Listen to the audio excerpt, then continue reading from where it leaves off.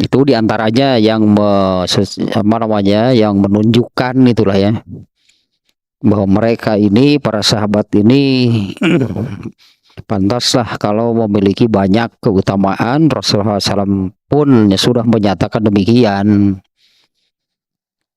Mereka itu manusia-manusia terbaik sepanjang masa. Yang tentunya banyak pelajaran gitu ya, yang bisa diambil, yang bisa diikuti gitu ya, dicontoh nih dari mereka. Ya meskipun itu pegangan pegangan yang sesungguhnya itu dalam beragama Islam itu seperti sabda Rasulullah SAW adalah Al-Quran dan Sunnah. Jadi tidak menjadikan sahabat sebagai dalilnya, tidak boleh, karena Allah menurunkan agama hanya melalui Rasulullah. Hanya dua gitu ya. Sebetulnya satu gitu lah. Sebetulnya satu ya. Pegangan itu umat Islam itu adalah Al-Quran. Nah, hanya Al-Quran ini kan ditafsirkan, itu dijelaskan oleh Rasulullah SAW. Ini sunnah itu kalau dalam ilmu usul fikih itu ada makanatu sunnah minal Quran. Jadi kedudukan sunnah Rasulullah SAW itu terhadap Al-Quran itu seperti apa? Kurang lebih lainnya sunnah Rasulullah ini adalah ini tafsir itu dari Al-Quran. Tidak akan ada yang bisa memahami Al-Quran gitu ya kalau tanpa tafsir, tanpa penjelasan dari Rasulullah SAW. Nah, itu memposisikan itu sunnah Rasulullah SAW itu di dalam agama Islam itu adalah itu sebagai penjelas, sebagai tafsir. Jadi tidak bisa dipisahkan Al-Quran dan sunnah. Nah, inilah pegangan umat Islam itu dalam beragama Islam, Al-Quran dan sunnah. Nah, adapun para sahabat, nah mereka ini kan mengikuti, itulahnya mereka mengikuti, mereka mengamalkan, menjalankan apa yang diajarkan oleh Rasulullah SAW. Ya, yang terbaik dari semua umat Rasulullah SAW, yang terbaik dalam hal mengamalkan dan menjalankan agama Islam itu adalah para sahabat. Nah, ini ya yang oleh Rasulullah SAW diungkapkan dengan kalimat yang tadi bahwa khairun nasi qarni, manusia-manusia terbaik itu adalah zamanku. Para sahabat, kalau Rasul sendiri sudah pastilah, sudah kalau disebut manusia terbaik, kalau Rasul sudah pasti. Selain Nabi itu, yaitu para sahabat. Nah, ini ya katakanlah kita ini mengkaji ini Kitabu Fadailu Ashabin Nabi Sallallahu Alaihi Wasallam. Ini tentang keutamaan para sahabat Nabi Sallallahu Alaihi Wasallam. Nah, mereka ini contoh bagaimana Nabi mengajarkan. Nah, seperti apa para sahabat menjalankannya, apa yang diajarkan oleh Rasulullah SAW. Jadilah manusia terbaik itu karena mereka inilah yang terbaik, berartinya dalam mengamalkan, menjalankan ajaran Islam yang diajarkan oleh Rasulullah SAW. Jadi sekali lagi, ini para sahabat bukan dalil, artinya dalam beragama Islam mereka sama dengan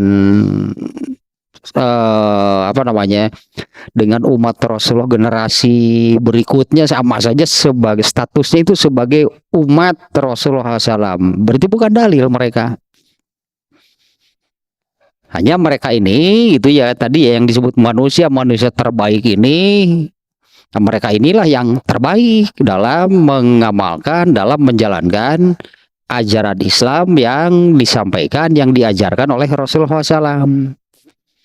Nah, demikian ini ya ini kita ini mengkaji ini ya ilu ashabin Nabi, keutamaan sahabat Nabi Sallallahu Alaihi Wasallam. Artinya banyaknya pelajaran yang bisa kita ambilnya, banyak yang bisa kita contoh dari para sahabat dalam arti bagaimana mereka menjalankan, mengamalkan ajaran Islam, agama Islam yang diajarkan oleh Rasulullah SAW. Masih bab ke-6 ya, karena hadisnya cukup banyak ya, bab ke-6, yaitu tentang keutamaan Umar bin Khattab. Kalau dalam hal keutamaan, jika diurut lah gitu ya, sahabat paling utama itu adalah Abu Bakar. Nah, urutan yang kedua di bawah Abu Bakar itu adalah Umar bin Khattab, di mana dua-duanya sering sekali di Rasulullah SAW sering kali menyebut dua itu nama ini, Abu Bakar gitu, Umarnya Abu Bakar dan Umar bin Khattab. Yang kemarin sampai hadis ke-12 ya, yaitu hadis yang menerangkan Rasulullah SAW menerangkan dulu. Ini hadis yang terakhir yang pada pertemuan terakhir kemarin ya, hadis yang ke-12. Rasulullah SAW menerangkan dulu di zaman Bani Israel ada seorang yang menggembala, kemudian dia lalai, sehingga ketika datang seekor serigala ya yang menerkam, mengambil itu salah satu binatang ternaknya, lalu orang ini mencarinya dan dia menemukan itu salah satu binatang ternaknya itu diterkam oleh seekor serigala. Ketika dia menemukannya, serigala itu menatap, ya serigala itu malah menatap itu ke si anak gembalanya dan mengatakan, siapa ini sekarang yang menggembalakan ini? Intinya, kenapa lalai? Ini kan hari di mana binatang buas berkeliaran itu mencari dan memangsa ternak. Itu serigala aja yang bicara. Nah, selesai menerangkan demikian, ada sahabat yang bertanya kepada Rasulullah, ya wahai Rasulullah, apa itu serigalanya berbicara? Nah, seolah-olah kan ada keraguan. Oh, masa gitu kan, seolah-olah dalam pikiran mereka itu, masa serigala bisa berbicara? Nah, ketika ada yang bertanya demikian, Rasulullah SAW menjawab, fa inni uminu bihi wa Abu Bakrin wa Umar. Nah, ini sering disebut oleh Rasulullah SAW ya, di banyak kesempatan, itu di banyak kejadian.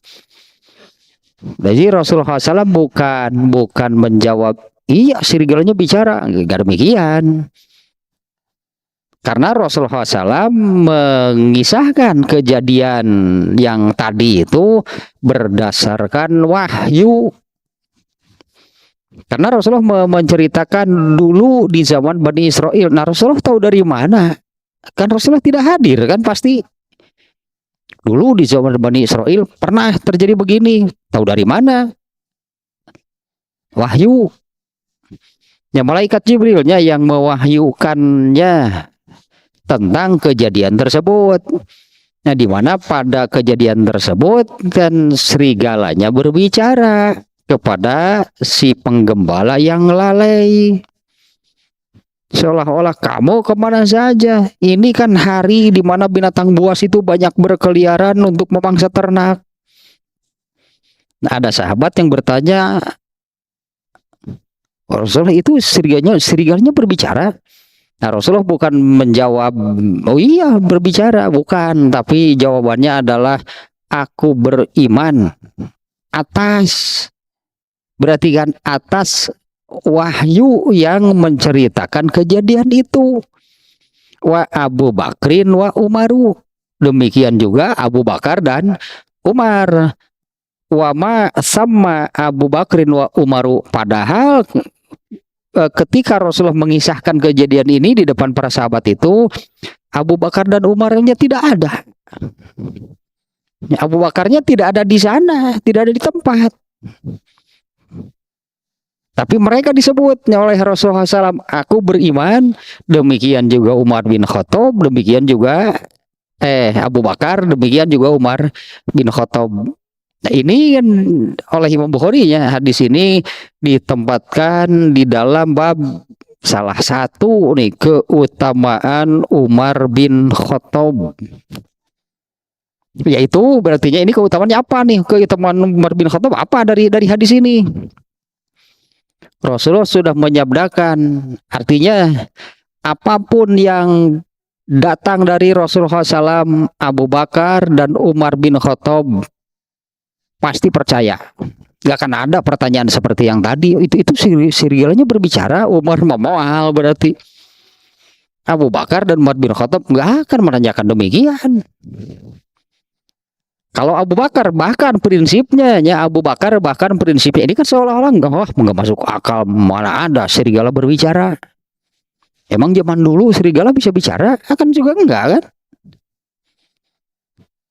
Nah, prinsipnya bagi Abu Bakar terutama ya, bagi Abu Bakar itu prinsipnya, karena di sini seolah-olah meskipun wajar kalau ada sahabat yang menanyakan demikian, kan aneh sebetulnya kalau ada serigala berbicara. Tapi prinsipnya bagi Abu Bakar terutama ya, karena di sini sebut dua kan, Abu Bakar dan Umar bin Khattab. Terutama itu bagi Abu Bakar prinsipnya itu kalau ini disebutnya nggak masuk akal, nggak masuk logika, masa serigala berbicara. Nah, kalau Abu Bakar prinsipnya lebih dari itu pun aku percaya.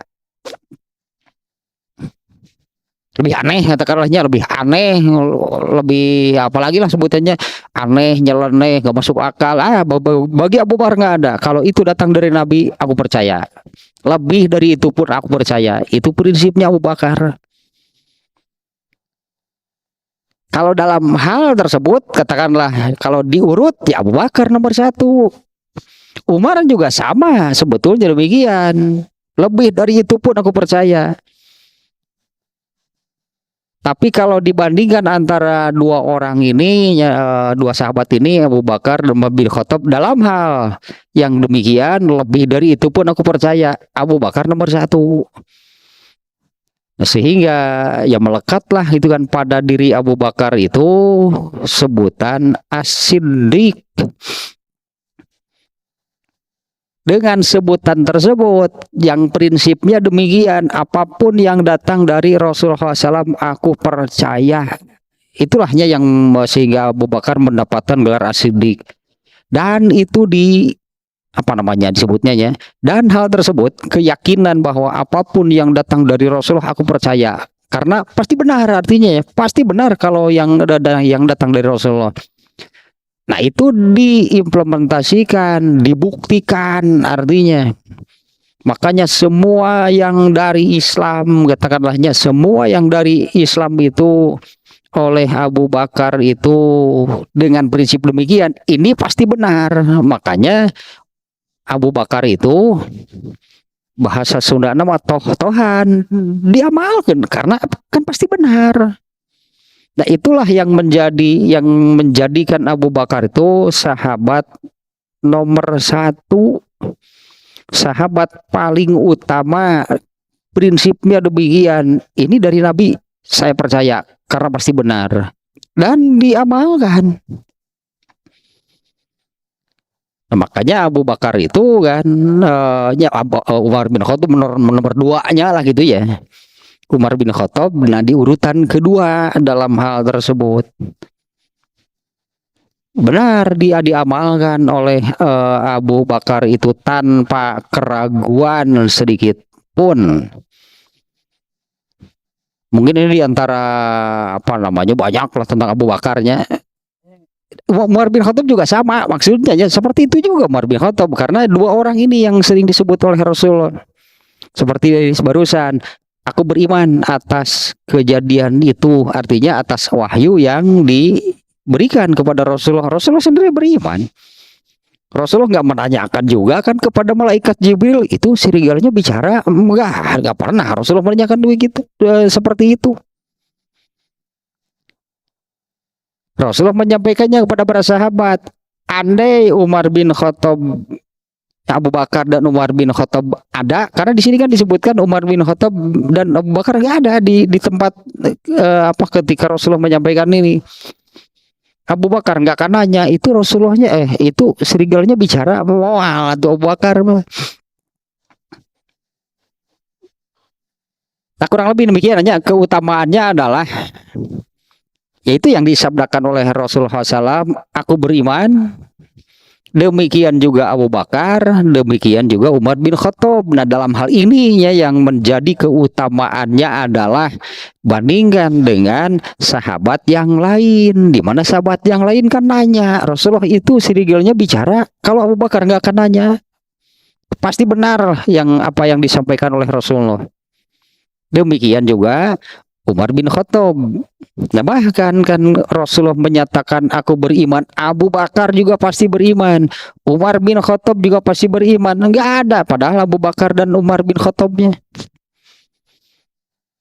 Dan yang paling penting nih ya, dari prinsip tadi lah, ya katakanlah prinsip Abu Bakar itu demikian, apapun yang datang dari Rasulullah pasti Abu Bakar itu meyakininya itu adalah benar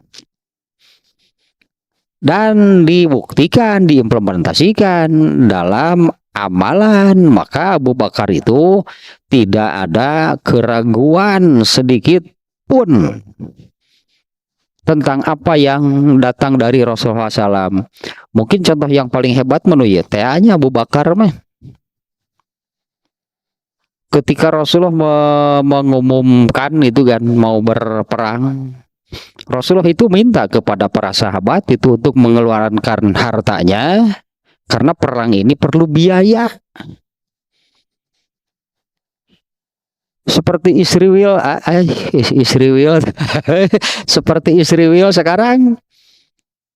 Berapa lamanya perang dengan ya sekarang lah, emang lagi ini ya, apa namanya, di mana-mana kan orang bicara tentang Palestina. Ya bagus sebetulnya.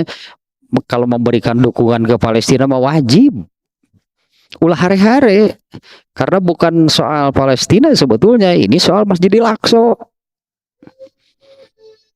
Itulah intinya lahnya. Saya nggak akan bicara panjang lebar tentang situasi di sana, karena saya juga nggak punya data yang akurat lah, kecuali dari lihat medsos, asal semuanya juga sama sih. Tapi ini diantaranya nih ya, bahwa Israel itu sekarang ini kurang lebih 2 bulan lahnya berperang, sudah habis 800 triliun. Perang itu perlu biaya, berarti don besar. Nah, dulu Rasulullah SAW itu kan puluhan kali berperang, bukan 1-2 kali. Rasulullah itu puluhan kali, lebih dari 20 kali Rasulullah berperang. Nah, kalau mau berperang itu Rasulullah mengumumkan itu ya, meminta gitulahnya para sahabat untuk mengeluarkan harta untuk demi ini apa namanya, karena perang itu perlu biaya lah. Abu Bakar sekali waktu pernah, saya berikan seluruh yang saya miliki untuk perang ini ya, saya berikan semuanya. Rasulullah bertanya, kalau kamu memberikan seluruhnya untuk kamu dan keluarga kamu, bagaimana? Nah, inilah As-Siddiq. Abu Bakar menjawab, bagiku dan keluargaku cukup Allah dan Rasulnya. Umar bin Khattab juga demikian ya. Ini keutamaannya kan hanya kalau diberi peringkat gitulah ya, Abu Bakar nomor 1, Umar nomor 2-nya. Nah, ini sering disebut oleh Rasulullah dua orang ini karena ya inilah dua orang sahabat yang apa namanya paling utamanya, yang apa namanya yang teratas. Nah, sekarang yang nomor 13 nih hadisnya nih.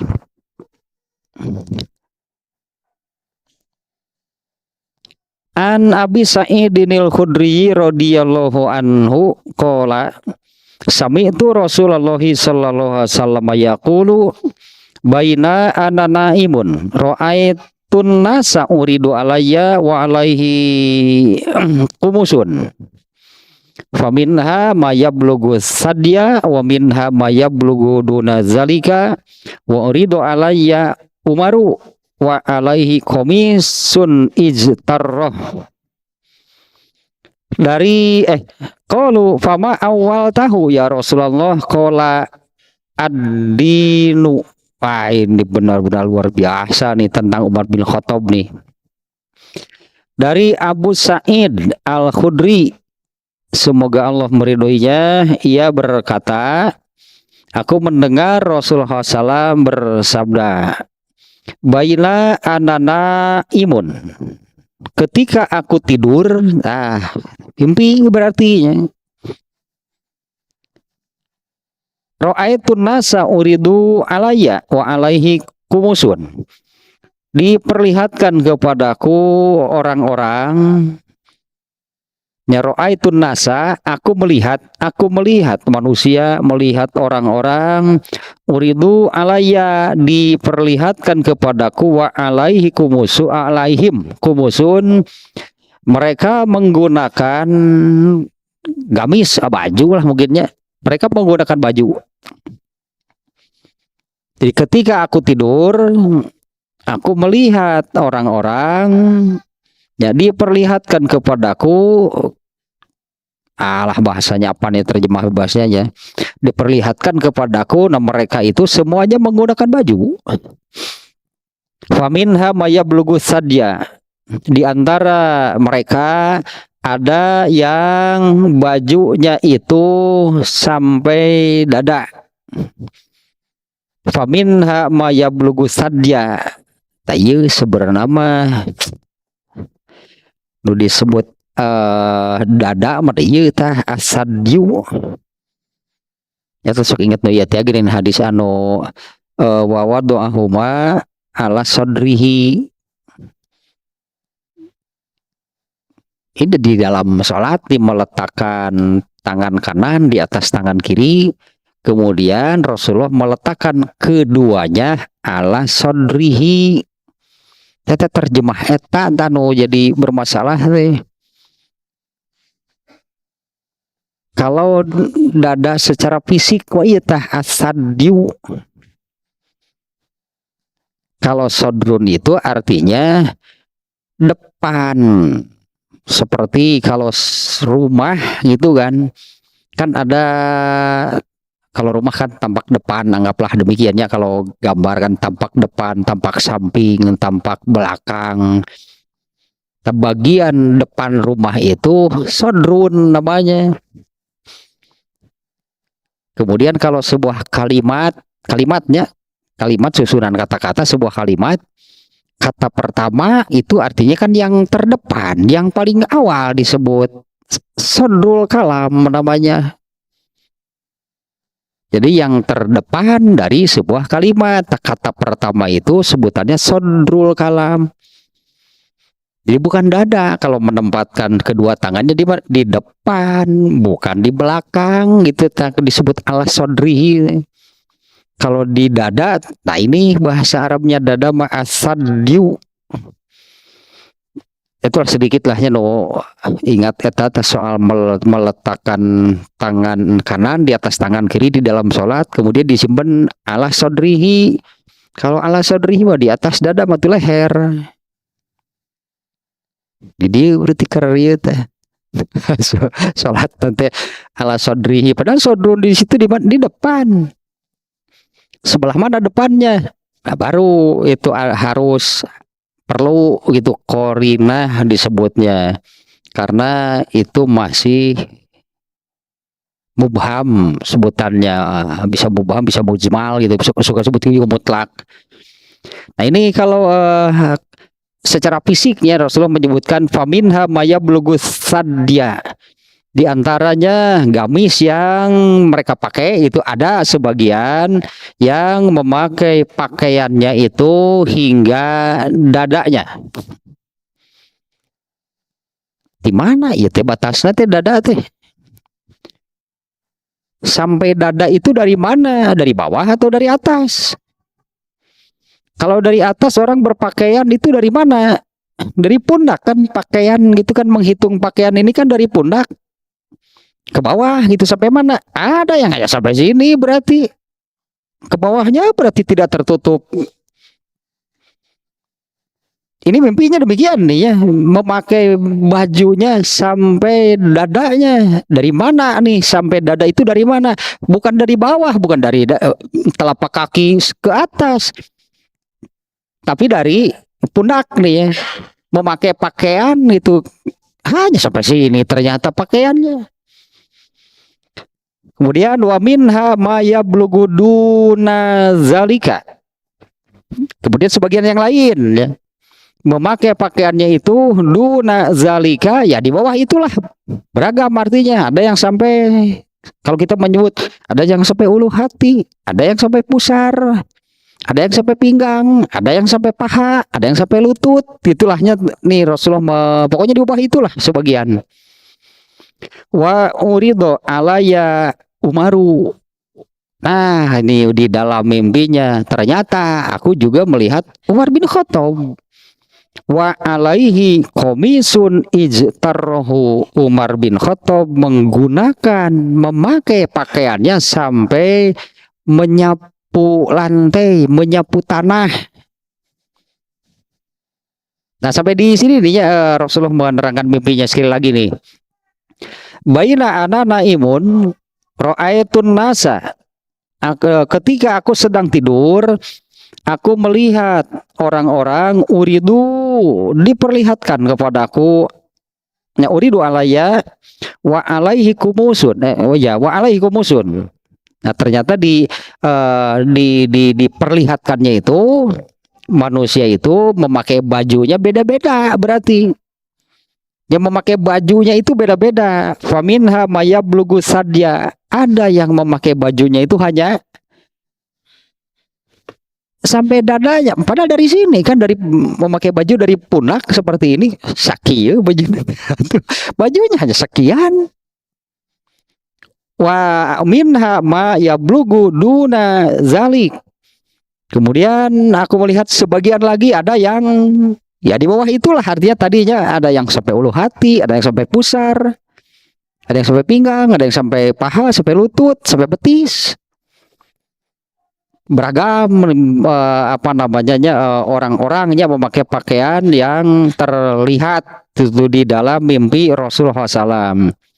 Wa uridu alayya Umaru, dan wa uridu alayya Umaru, diperlihatkan juga kepadaku Umar bin Khattab nih di mimpi tersebut. Wa alaihi komisun ijtarroh, dan aku melihat baju yang dipakai Umar bin Khattab itu sampai menyapu lantai, sampai menyapu tanah. Seperti itu tuh mimpinya Rasulullah SAW.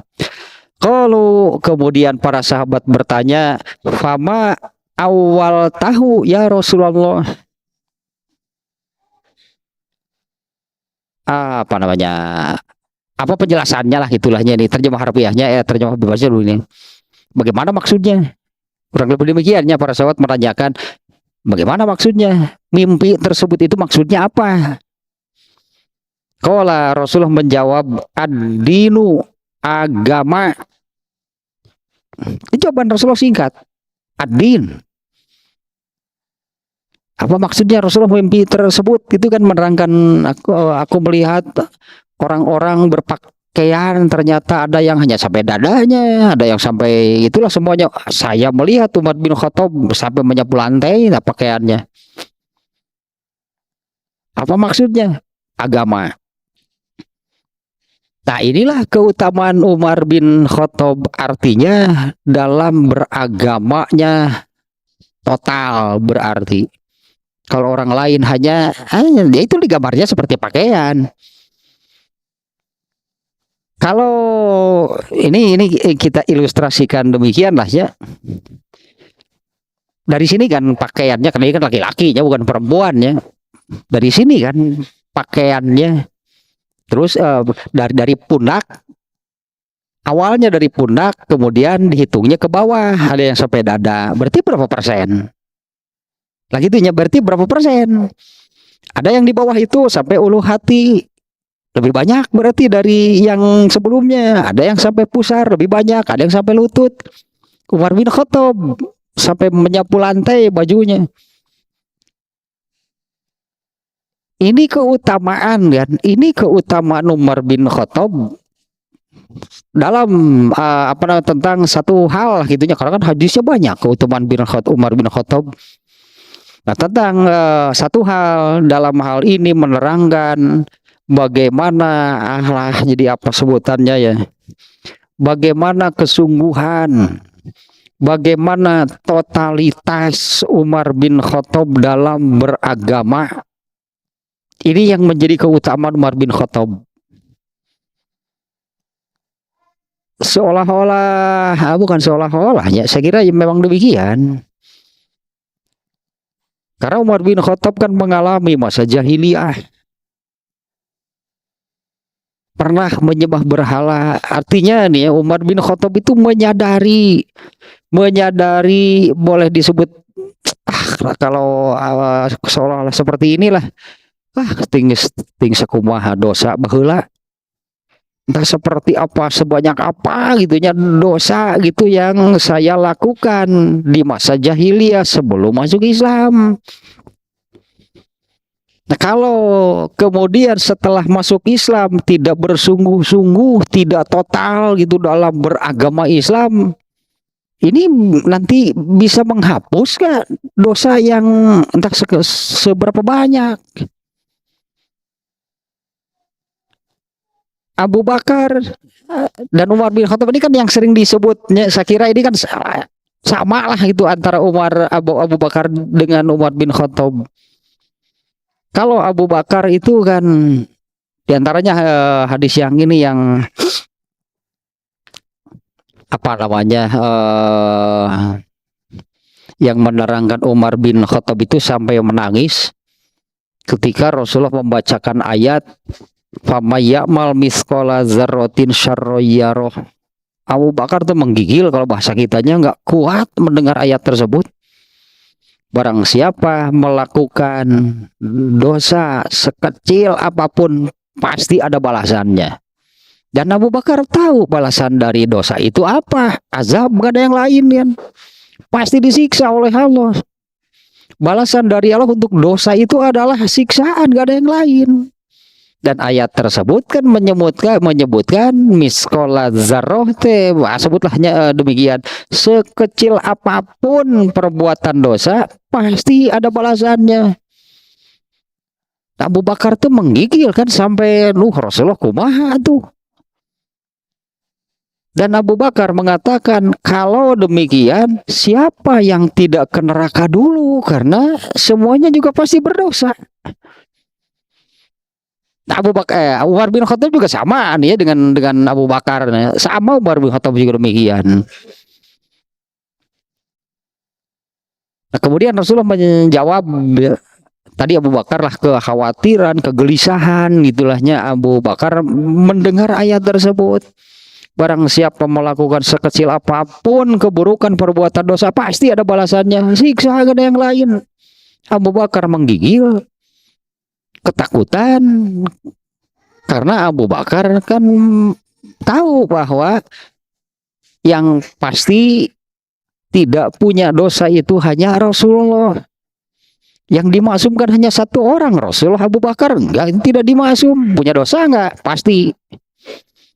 Ya, Abu Bakar punya dosa enggak? Pasti. Nah, ini Abu Bakar ketakutan karena Allah menyatakan demikian, sekecil apapun dosa pasti disiksa.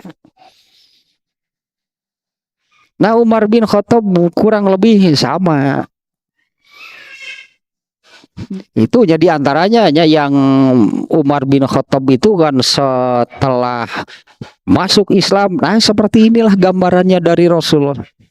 Bagaimana Umar bin Khattab menjalankan, mengamalkan, atau bagaimana Umar bin Khattab beragama Islam. Seperti ini gambaran dari Rasulullah. Kalau dibandingkan dengan yang lain, lah ini kan ilustrasinya, ya, analoginya seperti orang memakai baju. Ada yang hanya sampai dada, berarti berapa persen? Yang tertutup itu kan berarti berapa persen? Karena ini kan awalnya dari pundak gitu ya. Hanya sampai di sini sampai dadanya, berapa persen berarti? Sangat sedikit. Ada juga yang ya lebih dari itulah, sampai ulu hatinya, sampai perutnya, sampai pusarnya. Umar bin Khattab bagaimana? Sampai seluruh, sampai seluruh badan berarti ya. Sampai seluruh badannya tertutup oleh baju, bahkan ada lebihnya. Bajunya itu sampai menyapu lantai. Itulah bagaimana Umar bin Khattab beragama Islam. Bagaimana Umar bin Khattab mengamalkan, menjalankan berartinya agama Islam. Di antaranya ya Umar bin Khattab juga sama dengan Abu Bakar tadi. Dosa saya itu sebanyak apa? Katakanlah Umar bin Khattab, Umar bin Khattabnya mengatakan demikian. Dosa saya ini sebanyak apa? Berapa puluh tahun saya jahiliyah? Ya musyrik, ya kafir, ya lah Umar bin Khattab kan sangat buruknya, dikenal sangat buruk itu ketika di zaman jahiliyah. Sehingga nanti dosa apapun lah pernah dilakukan oleh Umar bin Khattab.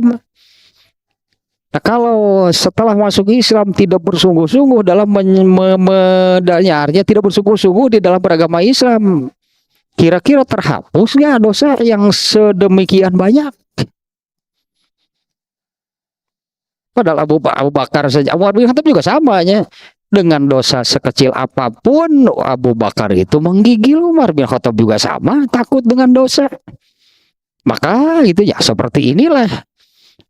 Ini bahkan, nah ini diantaranya yang menjadi keutamaan Umar bin Khattab, yaitu tentang kesungguhan dan totalitas, mungkin bahasa kita kan demikiannya, tentang kesungguhan dan totalitas dalam beragama Islam. Nah ini juga masih di bab ini ya, di hadis yang ke berapa nih yang kemarin tuh, hadis yang ke-9. Ini kan hadis ke-13 barusannya. Di hadis yang ke-9 kita ulang lagi ini ya, dari Zaid bin Aslam. Dia berkata, Ibnu Umar bertanya kepada Zaid bin Aslam. Ibnu Umar itu anaknya Umar bin Khattab. Ibnu Umar bertanya kepada Zaid bin Aslam tentang bapaknya, tentang Umar bin Khattab. Ya, kata Zaid bin Aslam, sa'alani Ibnu Umar an ba'di sya'nihi. Nah, Ibnu Umar telah bertanya kepadaku tentang hal ihwal Umar bin Khattab. Fa akhbartuhu. Kemudian ya aku ceritakan apa yang aku tahu. Ini Zaid bin Aslam itu mengatakan demikian. Aku ceritakan, aku beritahukan kepada Ibnu Umar apa yang aku ketahui.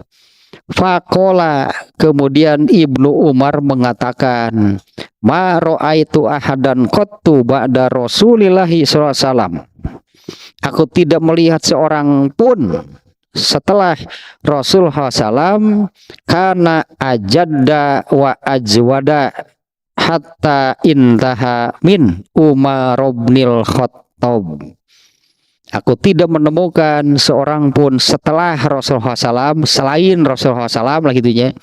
Aku tidak menemukan setelah Rasulullah SAW atau selain Rasulullah SAW yang lebih bersungguh-sungguh dan lebih dermawan hatta intaha, sampai meninggalnya, min Umar bin Khattab, dibandingkan dengan Umar bin Khattab. Ini yang nomor 9, jadi sudahnya hadisnya yang menerangkan demikian. Ibnu Umar bertanya kepada salah seorang sahabat yaitu Zaid bin Aslam tentang bapaknya Umar bin Khattab. Jadi ceritakanlah oleh Zaid bin Aslam. Kemudian Ibnu Umar mengatakan, aku tidak melihat seorang pun selain Rasulullah SAW yang lebih bersungguh-sungguh dan lebih dermawan dibandingkan dengan Umar bin Khattab. Nah, ini sejalan tentunya nih. Di dalam hadis ini hal itu diwahyukan. Ini wahyunya karena mimpi Rasulullah SAW itu adalah wahyu. Ketika aku tidur, aku melihat orang lah gitunya. Aku melihat orang-orang memakai baju yang ternyata beragam. Ada yang sampai berarti ada yang hanya sampai dadanya. Berarti karena memang sangat sedikit, berarti kan. Ini kan semuanya tentang beragama ya. Ini kan semuanya tentang beragamanya, bagaimana manusia itu, bagaimana orang-orang beragama. Ini diwahyukan kepada Rasulullah SAW. Seperti inilah beragam, berarti bagaimana manusia ini tadi intinya kan mengamalkan, menjalankan agama Islam. Ada yang hanya, ya berarti berapa persen kalau hanya sampai dadanya. Ada yang lebih baik dari itu, ya sampai ulu hatinya. Ada yang lebih baik dari itu, ada yang sampai pusarnya, ada yang sampai.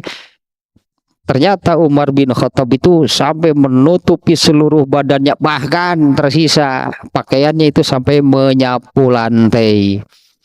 Ya itulah bagaimana Umar bin Khattab beragama Islam. Ya, seperti di awal tadinya saya katakan, ini kan bukan dalil, tapi ini hal dari Umar bin Khattab yang patut dicontoh. Ini menjadi keutamaan itu bagi Umar bin Khattab, yaitu bersungguh-sungguh dan totalitas Umar bin Khattab dalam menjalankan agama Islam itu seperti inilah gambarannya. Bagaimana bisa demikian? Kembali ke prinsipnya seperti Abu Bakar, yaitu ya karena memang yang datang dari Nabi itu kan benar. Terus kita mau apa? Seolah-olah demikian lah. Kalau kita yakin apa yang datang dari Nabi benar, terus kita mau bagaimana? Diamalkan, dijalankan, berarti kalau yakin benar, itulah yang dilakukan oleh Abu Bakar dan Umar bin Khattab. Ini kan jadi keutamaan nih. Soal seperti yang tadi dikatakan oleh Umar bin Khattab, aku tidak menemukan seorang pun setelah Rasulullah SAW yang lebih bersungguh-sungguh dan lebih dermawan dibandingkan sampai meninggalnya gitu ya, dibandingkan dengan Umar bin Khattab. Nah, itu menjadi keutamaan Umar bin Khattab. Kalau di awal tadi saya katakan kita bukan menjadikan sahabat sebagai dalil, tapi sebagai contoh. Inilah contoh itu bagaimana apa namanya ya, ini dalam hal ini kan tentang kesungguhan dan totalitas dalam beragama Islam. Ini contohnya luar biasa. Rasulullah menggambarkan sampai seperti ini, artinya kalau bukan dengan baju lah itunya. Karena ini kan ketika ditanya oleh para sahabat, Rasulullah apa maksud mimpi tersebut itu apa? Agama. Kan Rasulullah hanya menjawab satu kata, agama. Berarti kan bagaimana beragamnya orang-orang Islam dalam beragama Islam, dalam mengamalkan, menjalankan agama Islam. Tentang apanya? Nah, di hadis yang ke-9 tentang kesungguhannya. Ya, tentang kesungguhan dan totalitas di dalam beragama. Seperti inilah Umar bin Khattab. Artinya ini nih contoh gitu bagi generasi berikutnya. Karena inilah salah satu ya Umar bin Khattab itu kan salah seorang sahabat, artinya salah seorang manusia terbaik sepanjang masa. Nah, sampai seperti ini loh, banyak loh sebetulnya kalau kemarin-kemarin juga sudah saya sampaikan ya. ya bagaimana totalitas itu Umar bin Khattab dalam beragama nih, dalam menjalankan agama Islam, dalam berpegang itu kepada ajaran Islam. Ini diantaranya ini yang ketika Umar bin Khattab menjadi khalifah, Umar bin Khattab mengatakan kalau ada orang yang naik unta, kemudian kaki untanya terkilir sampai jatuh karena jalan yang jelek, aku yang bertanggung jawab sebagai khalifah. Nah, artinya itu kan seperti itu nih contohnya nih ya, yang saya katakan dari bawah, bagaimana kesungguhan dan totalitas Umar bin Khattab dalam beragama, selalu kan dijalankan agamanya sebagai seorang pemimpin, dia merasa bertanggung jawab sampai kepada hal tersebut. Kalau ada seseorang yang naik unta lalu jatuh karena untanya terkilir, kaki untanya terkilir, yang menjadi sebabnya adalah jalan yang jelek, aku yang akan dihisab, aku bertanggung jawab. Nah, itu hadis nomor 13 tanya sangat ini nih ya, apa namanya ya, sangat patut itulahnya, sangat pantas itu untuk dijadikan panutan, dijadikan pelajaran dalam hal ini. Nih contoh orang, katakanlahnya selain Nabi, ini salah satu contoh orang yang benar-benar bersungguh-sungguh dan total di dalam beragama Islam. Hasilnya kita lihat kan, hasilnya seperti apa? Umar bin Khattab kan salah satu sahabat yang dipastikan masuk surga tanpa hisab. Nah, itu buahnya, itu hasilnya seperti itu. Dari di antaranya nih, dari hal seperti ini, hal itu dihasilkan, yaitu dari bagaimana Umar bin Khattab itu bersungguh-sungguh dan total di dalam mengamalkan, menjalankan ajaran Islam.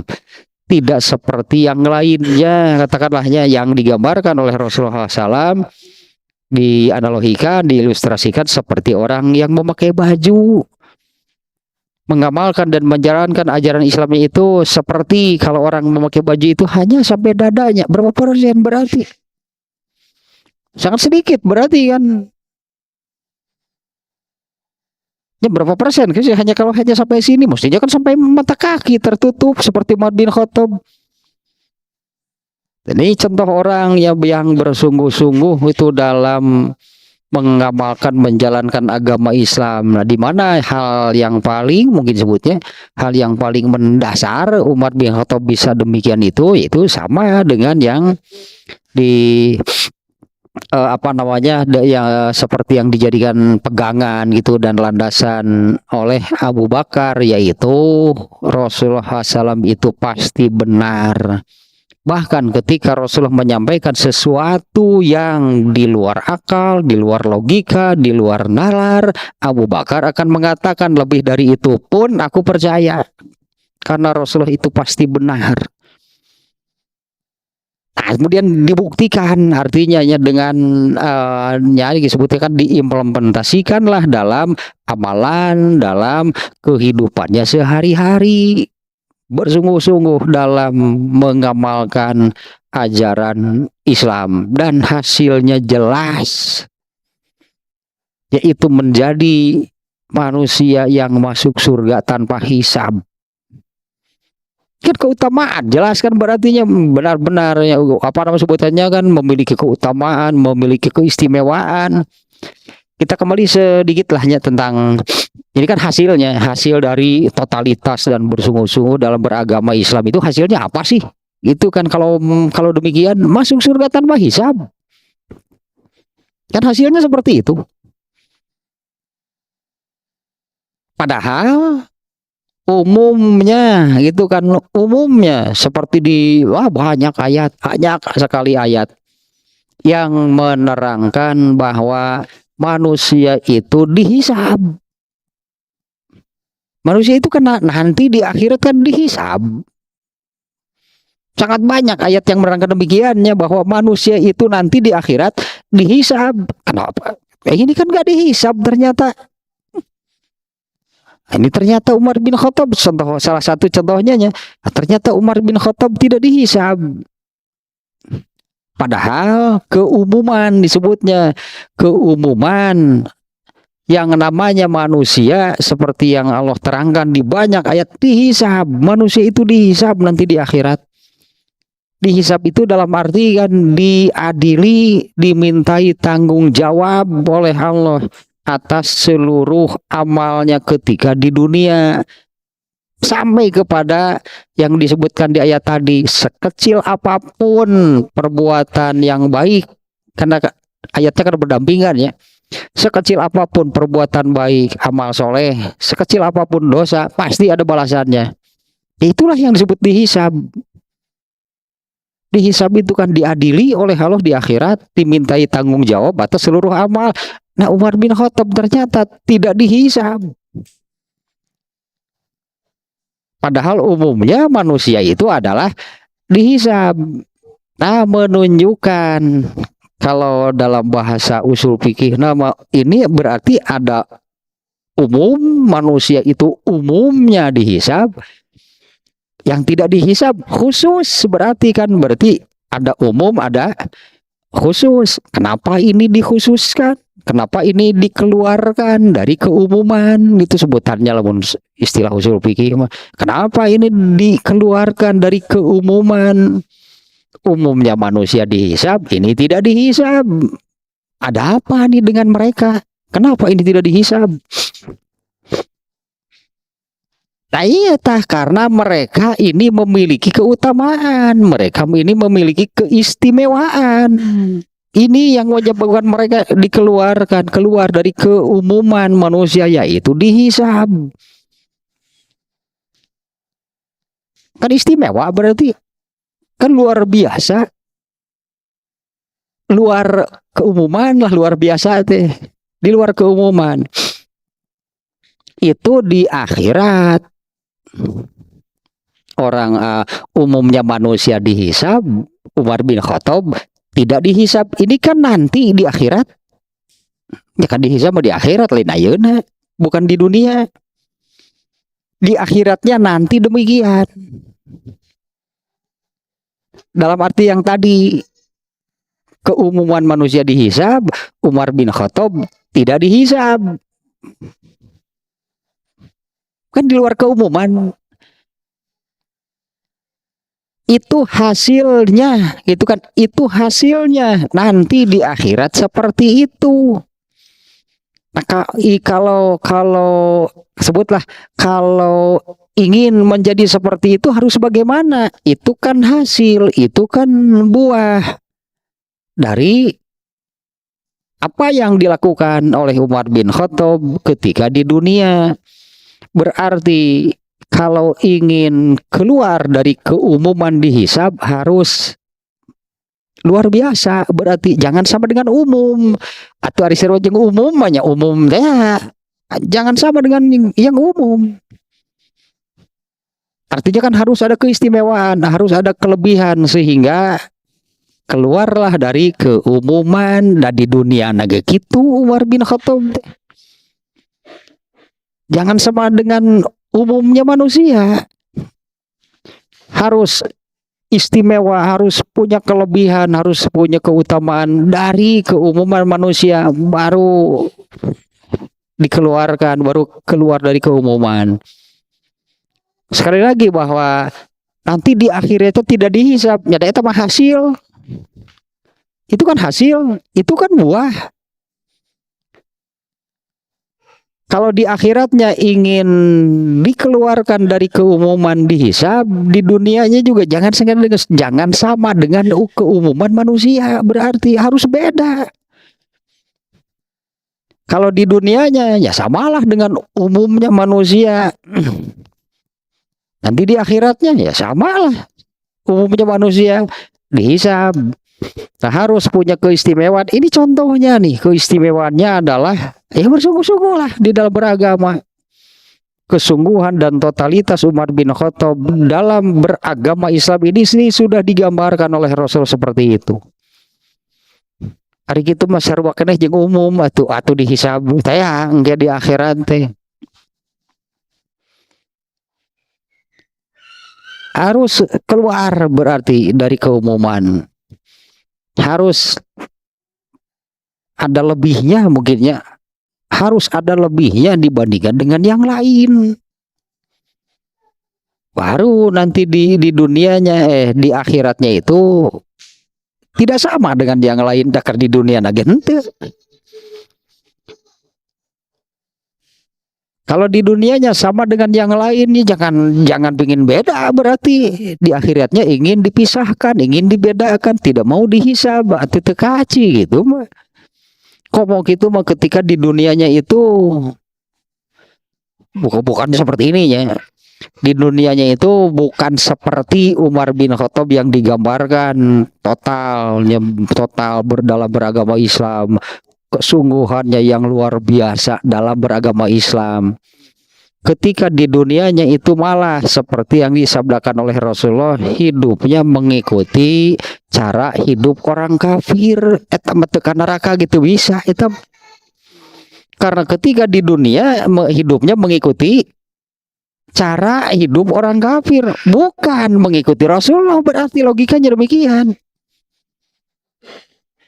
Itu hadis yang ini sering terbawa nih ya, kan wayahna ada hadis ya menda hadis sebenarnya mah sangar. Hadis Rasulullah sudah mengingatkan kalian itu kan, Rasulullah menyabdakan demikian. Kalian akan mengikuti cara-cara hidup orang kafir, padahal mereka itu mengajak kalian masuk ke lubang buaya. Itu mah di Jakarta gitu. Itu lubang buaya di Jakarta. Ke lubang kadal. Banyak ada, itu hadis populer ya, hadis populer yang barusan itu hadis populer. Rasulullah sudah mengingatkan kalian orang Islam akan hidupnya itu mengikuti cara-cara hidup orang kafir. Sibron bisibrin, itu sejengkal demi sejengkal, ziroan bi ziroin, sehasta demi sehasta, bablas akhirnya. Padahal mereka itu mengajak kalian, menuntun kalian masuk neraka, tapi diikuti oleh orang Islam. Apalagi kalau orang Islam tapi hidupnya itu mengikuti cara hidup orang kafir. Itu hadis populer. Tapi apa namanya, benang merah kalau disebut amalan satu persatunya mungkin ribuan, nggak bisa disebutkan satu persatu. Benang merahnya bagaimana? Yang disebut mengikuti cara hidup orang kafir, benang merahnya bagaimana? Substansinya itunya, benang merahnya yang disebut mengikuti cara hidup orang kafir itu yang seperti apa? Sebut satu persatu amalannya, atau lobat teuing, hadisnya panjang teuing itu ribuan. Kalau bentuk amalannya apa yang dilakukan sangat beragam, sangat banyak. Substansinya, benang merahnya apa? Bagaimana sih yang disebut mengikuti cara hidup orang kafir? Benang merahnya adalah orang kafir itu tidak ada satupun amal yang mereka lakukan karena taat kepada Allah. Tetap benang merah nama orang kafir itu tidak ada satupun amal yang mereka lakukan itu karena taat kepada Allah. Tak orang Islam dia bakal karar itu mengikuti cara kafir. Orang-orang Islam itu jadi demikian, apa yang mereka lakukan itu karena taat kepada Allah, bukan kafir no gitu teh, siga kafir. Tetap benang merahnya, apapun yang dilakukannya pasti sangat beragam kalau bentuk amalannya. Tapi benang merahnya adalah apa yang dilakukannya itu seperti orang kafir, bukan yang dilakukannya itu bukan ketaatan kepada Allah. Apalagi kalau hal seperti itu mendatangkan kenyamanan, nyaman, nikmat, dengar rasa salah, tidak merasa berdosa ketika melakukan sesuatu yang bukan ketaatan. Gurur kan namanya, penyakit hatinya. Nyaman, nikmat, dengar rasa dosa, dengar rasa salah. Padahal yang dilakukannya itu bukan ketaatan kepada Allah. Tetap benang merah. Nah, itu disebut hidup mengikuti kafir. Apa yang dilakukannya itu bukan dari Islam, berarti jauh pisan jeung ieu mah tuh. Kalau Umar bin Khattab itu seluruhnya, berarti anggaplah karena total gitu kan, seluruhnya dan kesungguhannya di dalam beragama Islam. Berarti semua yang diamalkan, yang dilakukan oleh Umar bin Khattab itu dari ajaran Islam. Datang disebut bersungguh-sungguh dan totalitas dalam beragama Islam deh. Ari gapleh ajaran Islam bukan. Pancotona gitu ngariung garapleh bukan judi. Ya beureuy makan sebutakan kalau judi kan biasanya ada taruhannya, ada uang misalnya atau apa. Nah itu gapleh di pos ronda nu hareureui teh. Itu ajaran Islam bukan. Artinya ketika sedang melakukan seperti itu kan bukan sedang taat kepada Allah. Teh siga kafir anu gitu teh. Apa yang dilakukannya itu kan bukan ketaatan kepada Allah. Kalau disebut satu persatu mah tuh amalanna teh nu kieu atuh ribuan loba teuing. Rek nengusup, rek nu kumaha wae geus bukan eta ketaatan, yang dilakukannya itu ketaatan bukan. Itulah benang merahnya yang disebut mengikuti cara hidup orang kafir. Benang merahnya apa? Hari kafir kumaha? Orang kafir itu tidak ada satupun benang merahnya kan ini ya. Orang kafir itu kan tidak ada satupun amal yang mereka lakukan itu karena taat kepada Allah, nggak akan ada. Tidak ada orang kafir yang mereka satupun yang mereka lakukan itu mengamalkan ajaran Islam, atulen ge kafir gitu mah. Tidak ada satupun yang amal yang mereka lakukan itu karena taat kepada Allah. Yang mereka lakukan itu karena saya mengamalkan ajaran Islam atau meren gagal jadi kafir nah gitu mah. Sehingga yang mereka lakukan itu bukan ajaran Islam. Kalau bukan ajaran Islam berarti apa? Hayang jeung karesep eta orang kafir mah kitu, mun hayang jeung karesep dipigawe teu hayang jeung teresep moal dipigawe, itu landasan amal mereka. Eta benang merahna hirup nuturkeun kafir teh.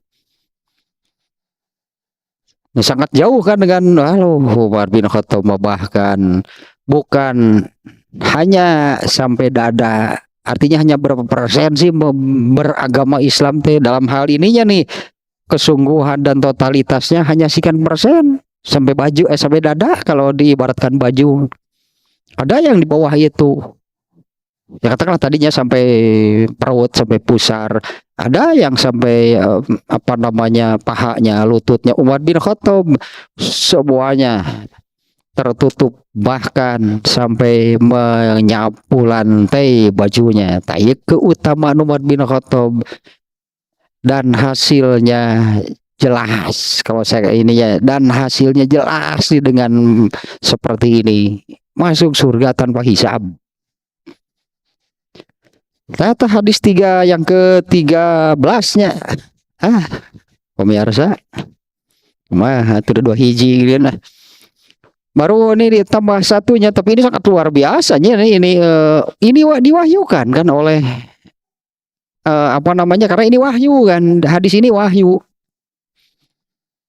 Malaikat Jibril berarti mewahyukan apa isinya tadilahnya, bahwa diperlihatkan kepada Rasulullah di dalam mimpinya. Malaikat Jibril mewahyukan kepada Rasulullah SAW yang ternyata isinya ini menerangkan keutamaan Umar bin Khattab dalam hal apa nih dalam hadis ini, yaitu tentang seperti yang nomor 9, yaitu tentang kesungguhan dan totalitas di dalam beragama Islam. Kalau dibandingkan dengan yang lain, orang lain ada yang hanya sampai dadanya, dan di bawah itu Umar bin Khattab sampai menyapu lantai. Terus baru tambah satu hadis gitu ya. Di hadis yang kedua, hadis yang kedua juga nanti luar biasa nih ya, yang menerangkan keutamaan Umar bin Khattab nih ya. Jadi benar lah kalau apa namanya sangat pantas, itulahnya sangat layak kalau Umar bin Khattab itu kan jadi dikeluarkan dari keumuman manusia, dihisab, dikeluarkan dari keumuman manusia, ya masuklah ke dalam orang-orang khusus, bukan orang-orang umum. Orang-orang yang khusus yaitu keluar dari keumuman, yaitu dihisab, keumumannya dihisab. Umar bin Khattab ini masuk surganya tanpa hisab.